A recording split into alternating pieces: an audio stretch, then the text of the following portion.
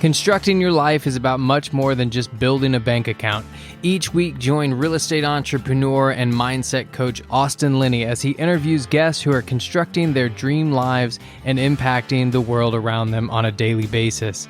If you're an entrepreneur or wanting to start a business, or you just want to hear motivating stories of how others have overcome the odds, you are in the right place. And now for your host, Austin Linney.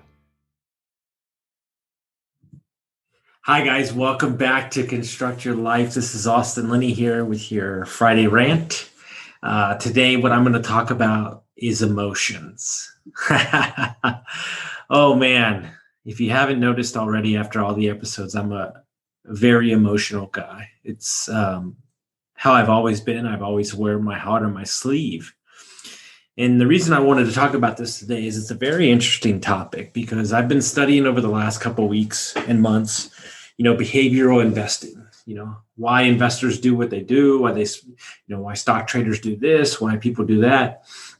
And it's very interesting that I don't think the general public, the mass of people understand that there's a lot of what we do is based on us not being able to handle our emotions. And there is something that happened 10 years ago, a year ago, or 6 months ago that a mom or dad or brother or sister or aunt or uncle or girlfriend or ex-wife or whatever that did something to us that set in within us a trigger.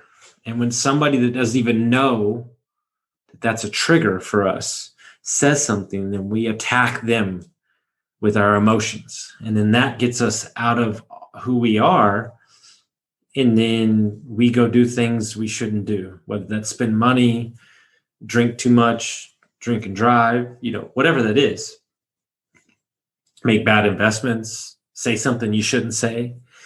And we need to get back to the fact that understand that extreme ownership fixes everything. Because yes, that person might have said something that offended you, but it's also on you to control how you react. And my theme going into this last year in 2020, not knowing COVID was going to hit, was emotional stability.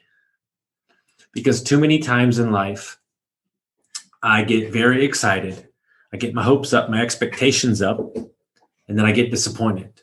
Or what I used to do is I used to put men up on a pedestal, men that I respected because I'd never had a great relationship with my father. And they would do something to upset me that they didn't even know they were in a emotional contract with me because I never told them. It was just me putting that expectations on them. And then I would say to myself, here we go again, somebody else letting me down. And it was almost like I craved the negativity. It was almost like I craved the obstacles, the self-sabotaging shit. And sometimes we get these emotions, right? And we get so comfortable in these emotions that we don't even know why we're feeling the way we're doing. And then we turn on Netflix or we start drinking or doing drugs or whatever, or lashing out at people around us. And so I want to send this message out to everybody to basically have you take a pause. Like take a pause when shit goes south and stop playing the victim mentality, because everything that we do in this world is a choice. You have a choice to wake up. You have a choice to not go to work. You have a choice to eat. You have a choice to drink water. You have a choice who you spend time with. You have a choice what you put in your body, what you put in your ears. So when you can stop bullshitting yourself that you don't control anything and you can step outside of your own childhood bullshit emotions because you're getting triggered by something that happened 15 years ago, which might be valid or invalid, it doesn't matter. But we must remove our ridiculous emotions out of the deal, because I want to ask you a question. And if you start observing this, you might actually see it more than you think. How many times are you around public or you see somebody that you know, and we've got 30, 40, 50, 60-year-old people acting like a bunch of 2-year-olds, acting like a bunch of 10-year-olds, flipping people off on the road, acting like people aren't human, treating people shitty at restaurants, shitty at...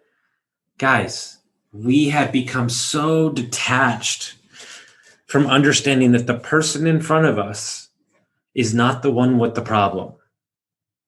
You're the problem. And the way that you react to the problem is the actual real problem.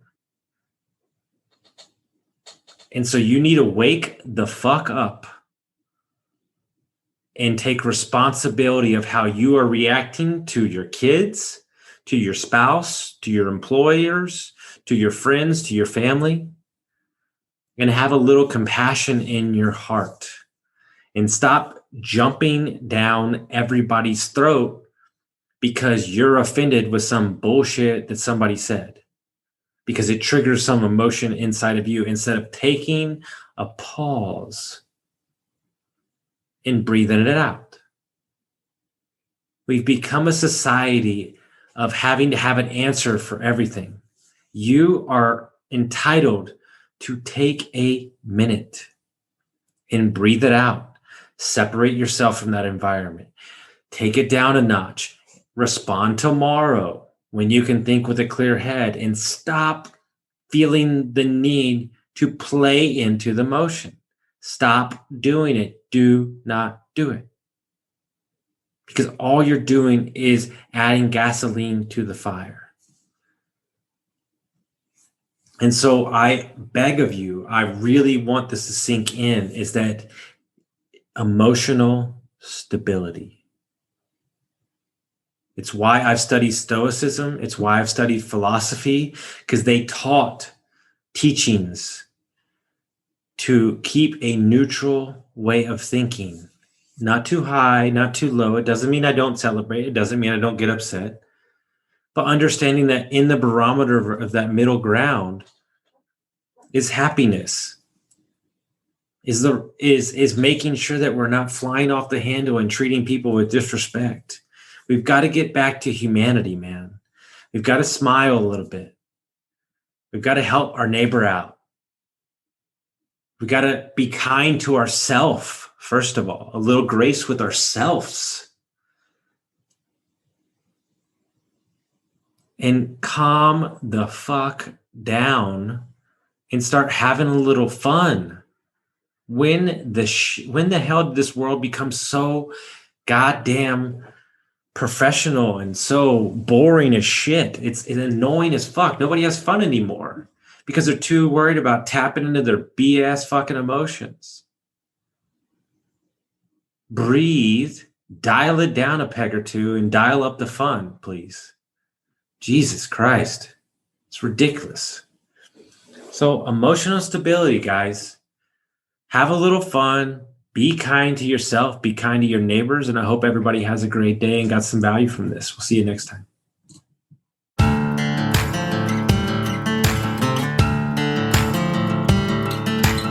Thank you for listening to Construct Your Life with Austin Linney. If you enjoyed this episode, be sure to rate, review, subscribe, and pay it forward by sharing with a friend. Most importantly, take this opportunity to start constructing your life by taking immediate action on what you learned. For show notes, resources, and more information on one-on-one coaching with Austin, visit constructyourlifepodcast.com.